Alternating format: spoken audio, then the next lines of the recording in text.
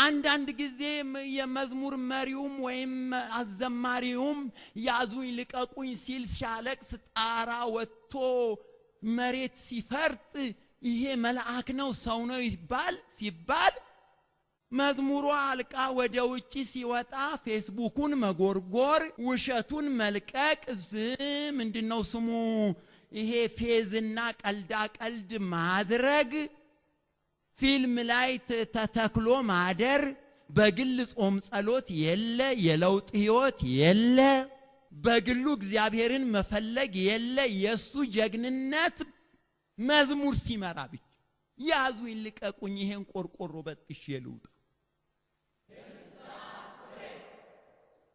ምን ማለት ነው መጥምቁ ዮሐንስ እንግዲህ ለንስሐ የሚገባ ፍሬ አድርጉ አለ ንስሐ የሚባለው ምን አለው ማለት ነው ፍሬ ያለው ማለት ነው በቃ ንስሐ የሚባለው ምን አለው ፍሬ ያለው ማለት ነው እንደ ትምህርት ነው ለመናገር መሞክረው ተመስገን መጥምቁ ዮሐንስ ሲናገር እንግዲህ ለንስሐ የሚገባ ፍሬ አድርጉ አለ ምን ማለቱ ነው ወይ ምን ማለት ነው ንስሐ ፍሬ አለው ማለት ነው አንዳንድ ተጨማሪ ጥቅሶችን ለማንበብ ልሞክር ምሳሌ ምዕራፍ 28 ላይ ቁጥር 13 ነገሮችን እየተናገርኩኝ በሚሄድበት ጊዜ እየበራልን ሊሄድ ይችላል ምዕራፍ 28 ቁጥር 13 ላይ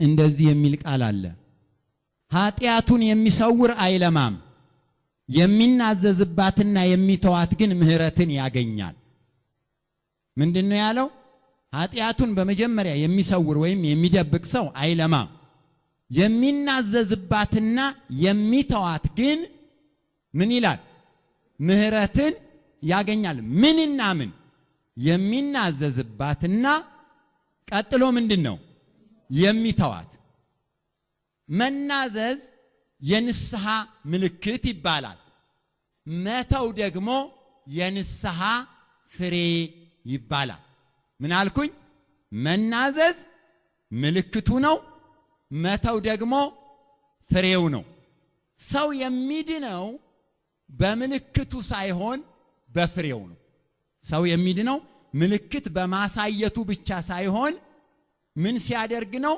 ከምልክቱ አልፎ ወደ መተው ደረጃ ሲደርስ ወይም ፍሬ ወደ ማፍራት ደረጃ ሲደርስ ያ ሰውዬ ጸደቀ ወይም ዳነ ይባላል የሚናዘዛባትና ቀጥሎ ምን የሚያደርጋት የሚተዋት አንዳንድ ጊዜ በቤተ ክርስቲያን ግራ የሚያጋቡ ህይወቶች የኔም ህይወት ጨምሮ አሉ ግራ የሚያጋቡ እንዴት ሊሆን ይችላል የሚያሰኙ አንዳንድ ሰው ወደ ቤተ ክርስቲያን ሲመጣ ወይ ስለ ንስሐ ሲሰበክ እንባው እንደ ጎርፍ ይወርዳል ወንበር ስር ይገባል ወንበር እስኪሰባበር ድረስ አፈር ድቤ ይበላል ትቢያ በራሱ ላይ ይነሰንሳል በቃ ይሄ ሰው ተመለሰ ያን ቀን ፕሮግራሙ ላይ እሱን ያየ ሰው ሰማይ ደርሶ የተመለሰ እስከሚመስል ድረስ በጣም ምልክት ያሳያል ፕሮግራሙ ካለቀ በኋላ ከበር እንደወጣ ያንባው ገና ሳይደርቅ ሌባም ከሆነ ወደ ሌብነቱ ውሸታምም ከሆነ ወደ ውሸቱ አጭበርባሪም ከሆነ ወደ አጭበርባሪነቱ ሰው ኮንፊውዝድ ይሆናል ግራ ይገባዋል ይሄ ሰውዬ ቅድም ሲያለቅስ የነበረው ነው ወይስ ሌላ ቅድም ወንበር ስር እንደዛ ሲንደፋደፍ የነበረው ነው ወይስ ሌላ ምን ጉድ ነው የሱ ነገር እዛ እንትን ውስጥ ነው ምንድነው ስሙ አዳራሽ ውስጥ ብቻ ነው ወጣ ሲል ምንም መጽናት የሚችል ህይወት የለውም ብሎ ሰው ሁሉ ግራ ይገባዋል የቅድሙ ነው ወይስ ሌላ ነው በር ላይ ያለው ሌላ ነው ወይስ ውስጥ ያለው ሌላ ነው እስከሚባል ድረስ ምንድነው ብትሉኝ ይሄ ሰውዬ የንስሐ ምልክት አለው እንጂ የንስሐ ፍሬ የለው። ሰው ደግሞ የሚድነው በምንድነው? በምልክቱ ሳይሆን በፍሬው ነው። በጣም ይቅርታ አድርጉልኝ፣ እኔንም ይጨምራለሁ ማንንም ይጨምራል። እምናገረው እንድንድን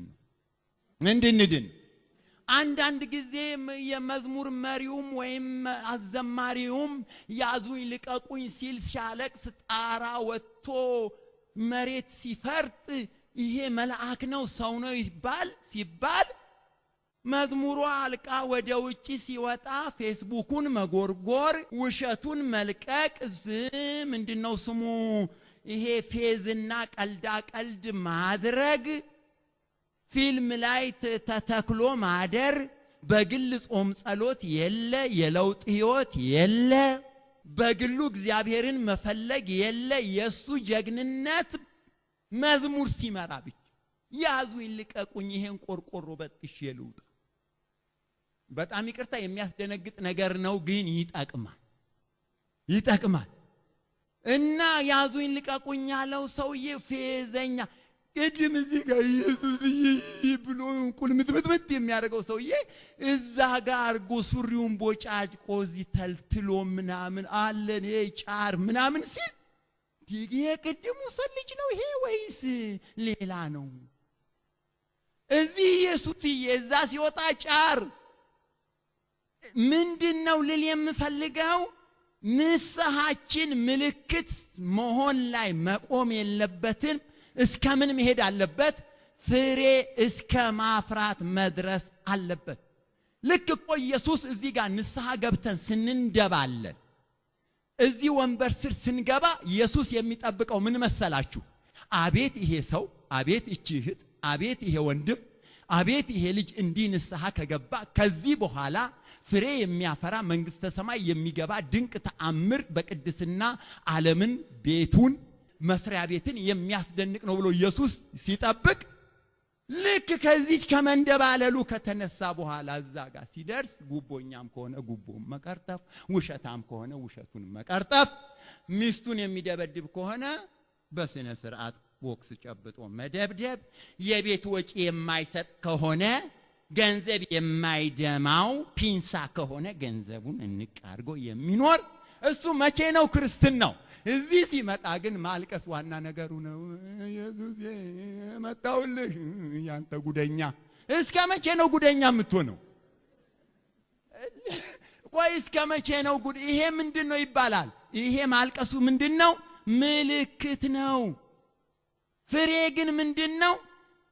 ኃጢአትን ተናዞ ሁለተኛ እዚያ ኃጢአት ላይ አለመድረስ፣ መተው፣ ተፍቶ መጣል፣ ተፍቶ ማራቅ፣ እሱ ምን ይባላል?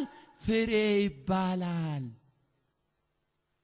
ያውላችሁ በበሽታ አደገኛ በሽታ ምንድነው ብትሉኝ መድኃኒት የተለማመደ ምን ይላሉ እነዚህ የቲቪ በሽታ ሲሰጡ እዚህ መተው ሰድሉታል። አንተን አምነን እቤት አንሰጥህም። ለምን? ልክ ሲሻልህ ምኑን ታቆማለህ? መድኃኒቱን ስለምታቆም እዚህ የመጣህ ጧት ውሰድ። አይናችን እያየ እኛን አፍ ውስጥ ምን ከተው ይሉት አይናችን እያየ። ለምን? እቤት ከወሰድክ ተሻለኝ ትልና ትተዋለህ። ደሞ ተሻለኝ ብለህ ትተው በሽታው እንደገና ሪላፕስ ካረገ ምንድነው ስሙ ካገረሸ ያ መድኃኒት ሁለተኛ አያድነውም። ምክንያቱም በሽታው መድኃኒቱ የበሽታ ጠላት መሆኑ ቀርቶ የበሽታ ጓደኛ ሆኗል፣ ተለማምዷል። ይሄ ምንድነው? መድኃኒት የለመደ በሽታ ይባላል። ፈውስ የለውም፣ ከባድ ነው። ንስሐን የለመደ ኃጢአት አደገኛ ነው። ንስሐን የለመደ ኃጢአት አደገኛ ነው። በቃ ዛሬም ይሰበካል፣ ይንደባለላል፣ ቀጥሎም ደግሞ እየሳቀ ኃጢአት ይሰራል፣ አሁንም ይንደባለላል፣ እየሳቀ ኃጢአት ይሰራል። የእግዚአብሔር ቃል የኃጢአቱን ማስወገጃ ወይም ማሸነፊያ መሆኑ ይቀርና የእግዚአብሔር ቃል የሱ ኃጢያት መዝናኛ ይሆናል። በጣም ግልጽ አድርጌ ልንገራችሁ። እኛ ሰባኪዎች አሁን ራሴን ስታዩ እዚህ ጋር ወንድም ሰለሞን ይሄንን አይነካም ብለው ሲሰብክ አቤት አቤት አይምሰላችሁ። እኔም የምፈተንበትና ያልጣልኩት ኃጢያት አለ። አሁን በጣም ልምድ አለ፣ የንስሐ ልምድ። ንስሐ ግቡ የሚል ስብከት ሲሰበክ ሁሉም በቃ እንደዚህ ድፍት ብሎ እንደም ወንበር ላይ ሆኖ መጸለይ ኃጢያት ነው። አፈር ላይ ነው በደንብ መንደባለል ጥሩ ነው። መንደባለሉ አፈር ላይ መንደባለል ጥሩ ነው። አፈር መነስነስም ጥሩ ነው። ግን ዋናው ነገር እሱ ምንድነው ብያችኋለሁኝ? ምልክት ነው። ፍሬው ምንድነው ካላችሁኝ ያንን ኃጢያት መተው፣ ከዛ ኃጢያት መለየት። አሁን ለምሳሌ በገበሬው ዓለም ወይም ስንዴ ወይም ጤፍ ወይም ቡና በሉት አረንጓዴ ሆኖ ቅጠሉ በጣም ሲያምር ስታዩት ዘንድሮ ምርት ልዩ ነው፣ ሰብል ሆኗል፣ መከሩ ሆኗል እንላለን አይደለም? እንላለን አንልም? ምኑን አይተን? ኦሺ እውነት ቅጠሉ ነው እየታጨደ ጎተራ የሚገባው? ታዲያ እንዴት ነው በሱ የተደሰት ነው? ቅጠሉ ይሄን ያህል ካማረ ፍሬ ያገኛል፣ ፍሬ ውስጡ ይኖራል ብለን አምነን አይደለም? ነው ቅጠሉ ነው ወደ እንትን የሚገባው? እግዚአብሔር እኮ ንስሐ ስንገባና ስናለቅ ስንንደባለል ምን ይጠብቃል መሰላችሁ? እንዲህ ከተንደባለለችና እንዲህ በፊቴ ከወደቀች ነገ ትተዋለች፣ ፍሬ ታፈራለች ብሎ ነው የሚጠብቀን። ግን ሁልጊዜ ቅጠል ምልክት ብቻ ከሆንን እግዚአብሔር የንስሐውን እድል ከኛ ላይ ይወስዳል።